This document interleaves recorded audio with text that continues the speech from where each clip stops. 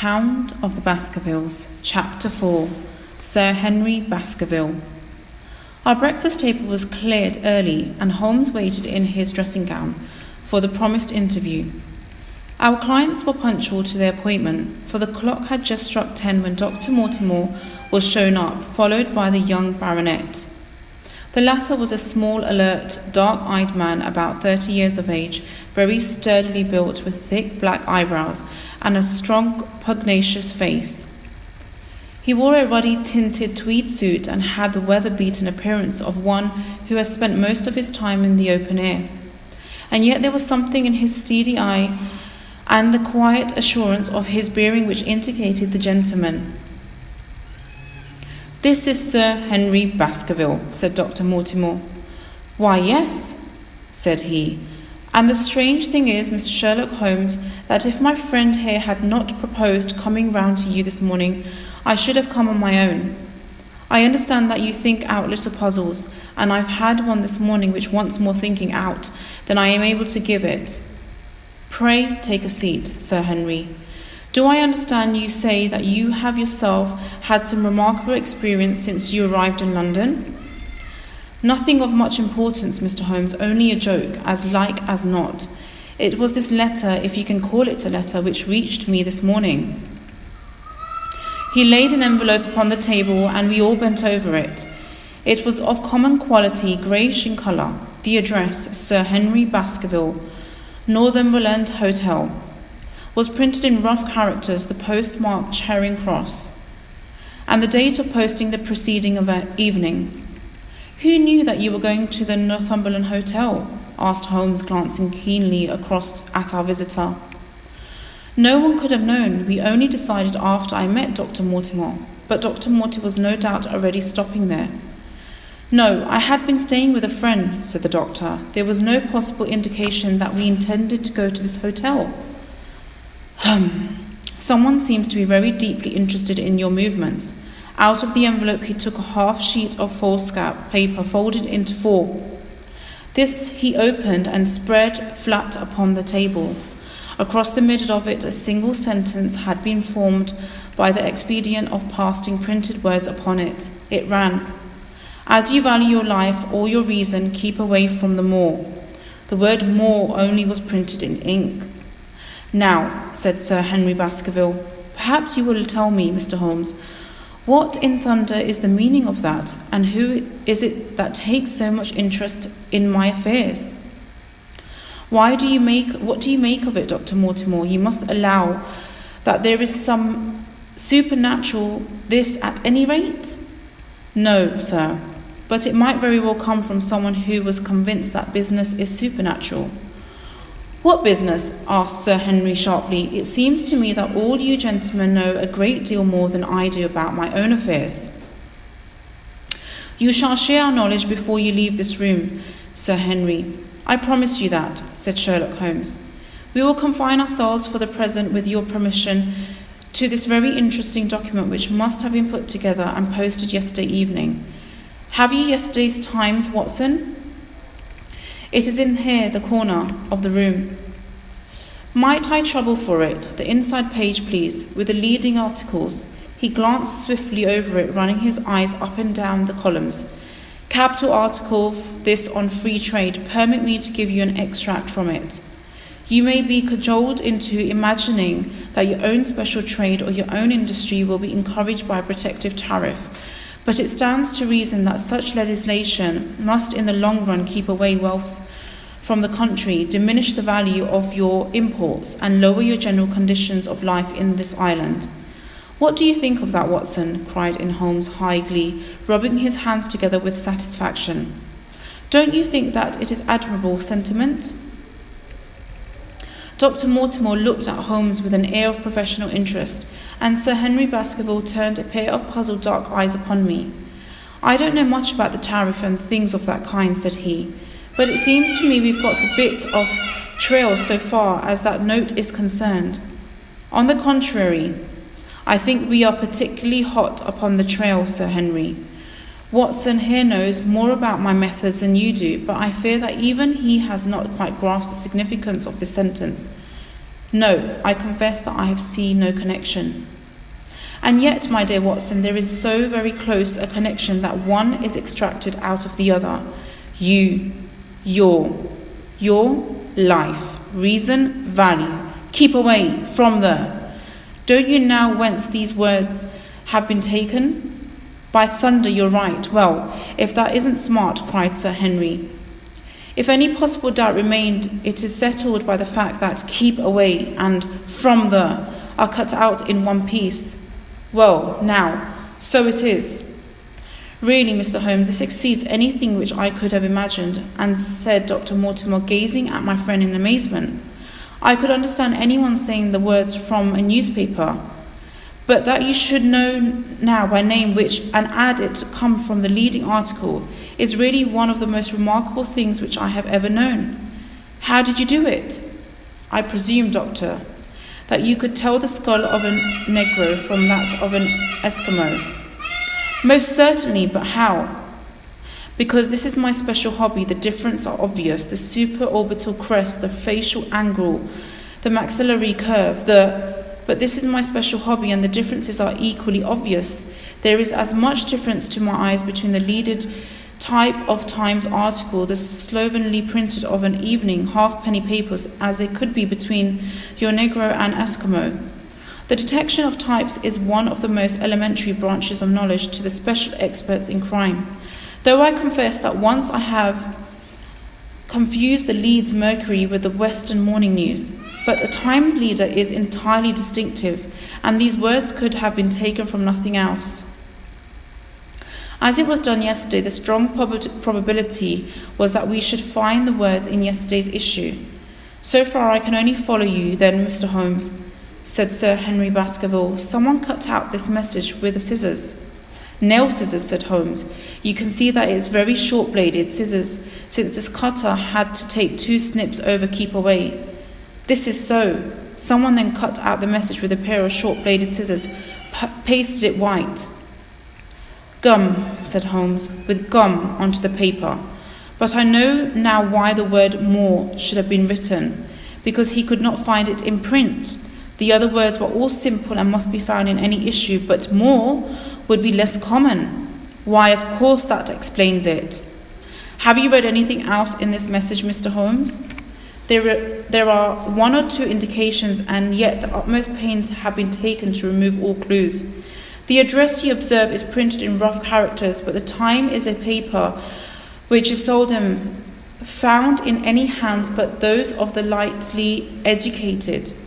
We may take it, therefore, that the letter was composed by an educated man who wished to pose an uneducated one, and his efforts to conceal his own writing suggest that the writing might be known, or come to be known, by you. Again, you will observe that the words are not gummed on in an accurate line, but that some are much higher than others.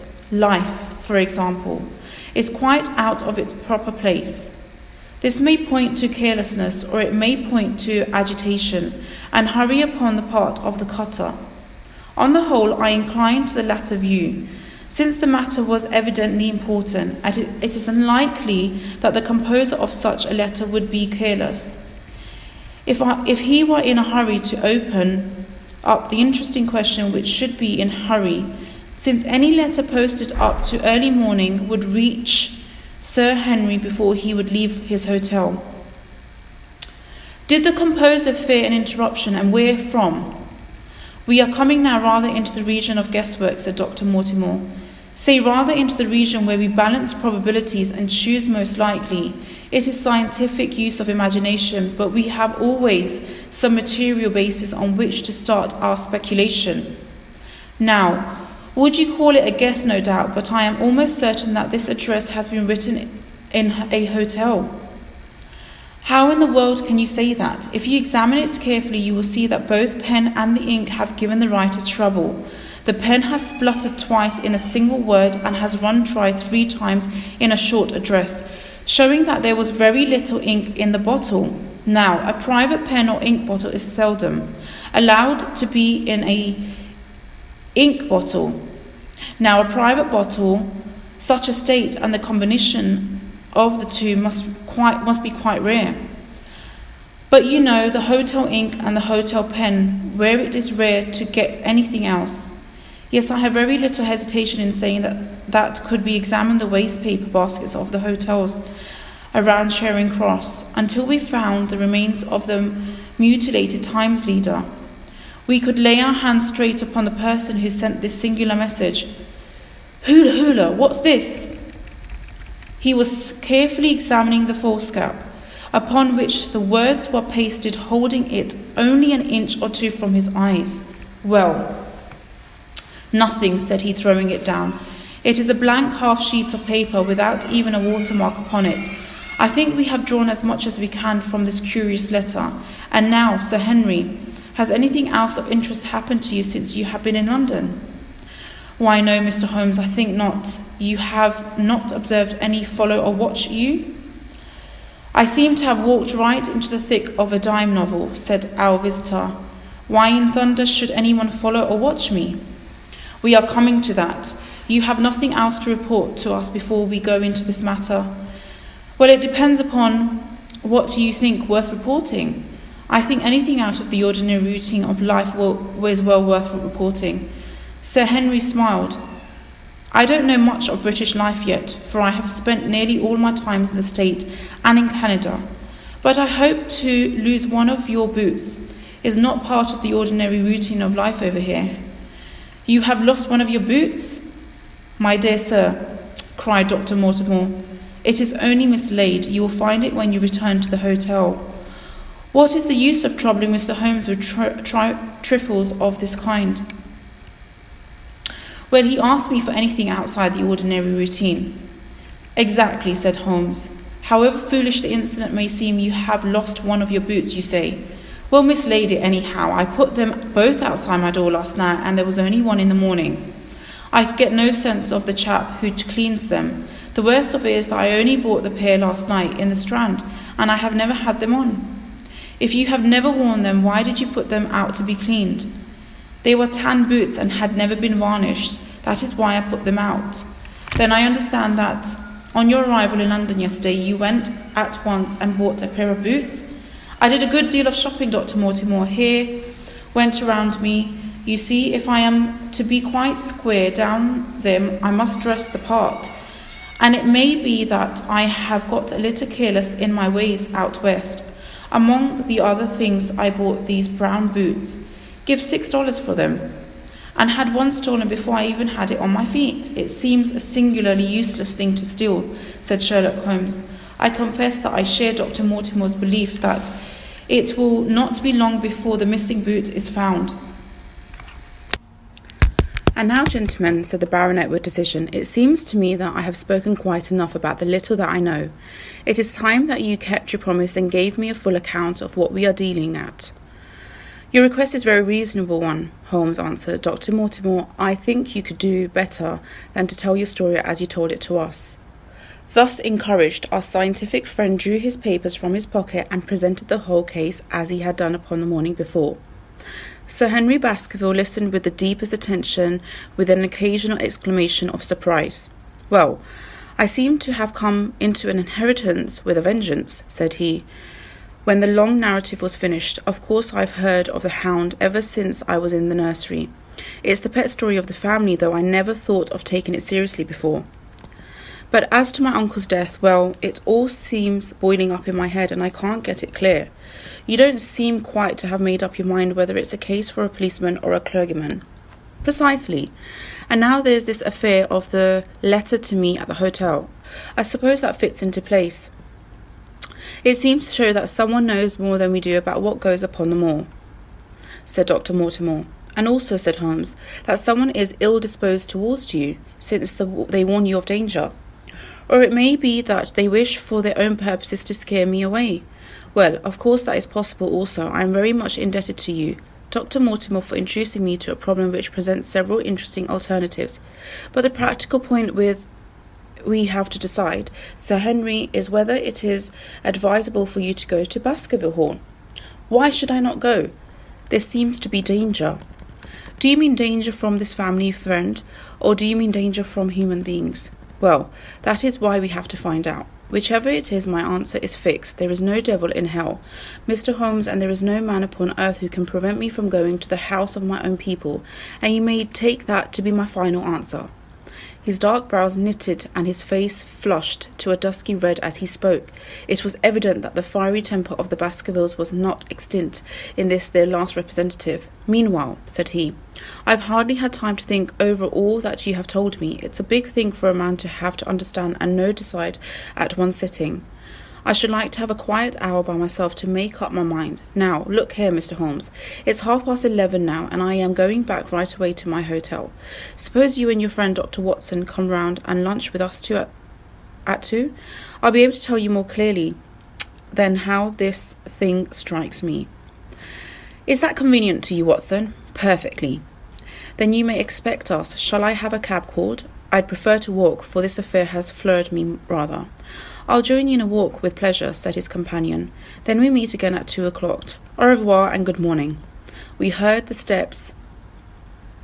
An instant, Holmes had changed from the laughed dreamer to the man of action. "Your hat and boots, Watson, quick!" Not a moment to lose, he rushed into his room in his dressing gown and was back again in a few seconds in a frock coat. We hurried together down the stairs and into the streets. Dr. Mortimer and Baskerville were still visible about 200 yards ahead of us in the direction of Oxford Street. "Shall I run on and stop them?" "No, for the world, my dear Watson. I am perfectly satisfied with your company if you will tolerate mine. Our friends are wise, for it is certainly a very fine morning for a walk." He quickened his pace until we had decreased the distance which divided us by about half. Then, still keeping 100 yards behind, we followed into Oxford Street and so down Regent Street. Once our friend stopped and stared into a shop window, upon which Holmes did the same. An instant afterwards he gave a little cry of satisfaction, and following the direction of his eager eyes, I saw that a hansom cab with a man inside, which had halted on the other side of the street, was now proceeding slowly onwards again. "There's our man. Watson, come along. We'll have a good look at him, if we can do no more."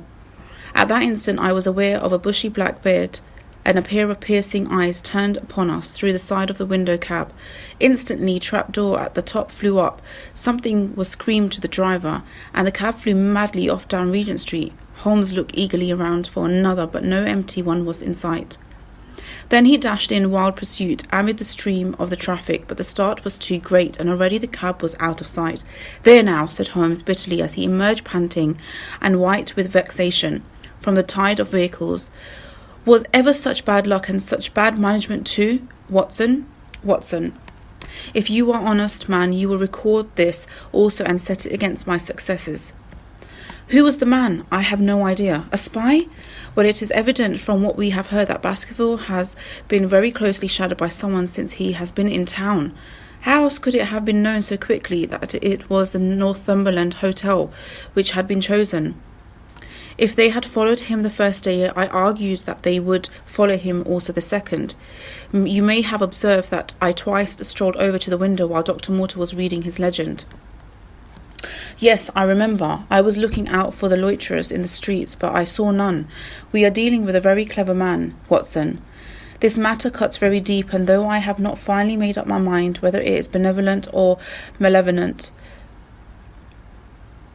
agency which is in touch with us, I can conscious always of power and design. When our friends left at once, I followed them in hopes of marking down their invisible attendant. So really was he that he had not trusted himself upon foot, but he had availed himself of a cab, so that he could loiter behind or dash past them, or so escape their notice. His method had the additional advantage that, if they were to take a cab, he was ready to follow them. It has, however, one obvious disadvantage. It puts him in the power of a cabman. Exactly. What a pity did not get the number. My dear Watson, clumsy I have been. You surely do not seriously imagine that I neglected to get the number? 2704 is our man. But this is no use to us for the moment. I fail to see how you could have done more. On observing the cab, I should have instantly turned and walked in the other direction. I should have then, at my leisure, have hired a second cab and followed the first at a respectful distance, or, better still, have driven to the Northumberland Hotel and waited there. When our unknown had followed Baskerville home, we should have had the opportunity of playing his own game upon himself and seeing where he made for. As it is, by an indiscreet eagerness, which was taken advantage of with extraordinary quickness and energy by our opponent, we have betrayed ourselves and lost our man. We had been sauntering slowly down Regent Street during this conversation, and Dr. Mortimer with his companion had long vanished in front of us. "There is no object in our following them," said Holmes. "The shadow has departed and will not return. We must see what further cards we have in our hands and play them with decision." "Could you swear to that man's face within the cab?" "I could swear only to the beard." "And so could I. From which I gather that in all probability it was a false one. A clever man upon so delicate an errand had no use for a beard save to conceal his features. Come in here, Watson." He turned into one of the district messenger's offices, where he was warmly greeted by the manager. "Ah, Wilson, I will see you have not forgotten the little case in which I had good fortune to help you." "No, sir, indeed I have not. You saved my good name and perhaps my life." "My dear fellow, you exaggerate. I have some recollection, Wilson, that you had among your boys a lad named Cartwright, who showed some ability during the investigation." "Yes, sir. He is still with us." "Could you ring him up?" "Thank you, and I should be glad to have change of this £5 note." A lad of 14 with a bright, keen face had obeyed the summons of the manager. He stood now gazing with great reverence at the famous detective. "Let me have the hotel directory," said Holmes. "Thank you. Now, Cartwright, there are names of 23 hotels here, all in the immediate neighbourhood of Charing Cross. Do you see?" "Yes, sir." "You will visit each of these in turn." "Yes, sir." "You begin each case by giving the outside porter 1 shilling. Here are 23 shillings." "Yes, sir." "You will tell him that you want to see the waste paper of yesterday. You will say that an important telegram has miscarried and that you are looking for it. You understand?" "Yes, sir."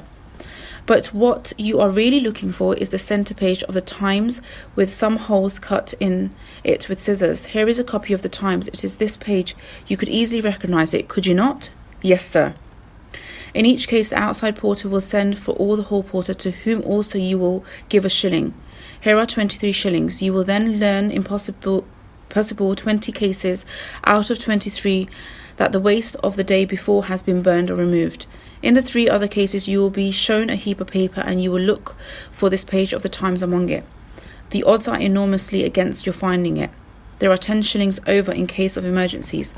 Let me have a report by wire at Baker Street before evening. And now, Watson, it only remains for us to find out by wire the identity of the cabman, number 2704. And then we will drop into one of the Bond Street picture galleries and fill in the time until we are due at the hotel." To be continued.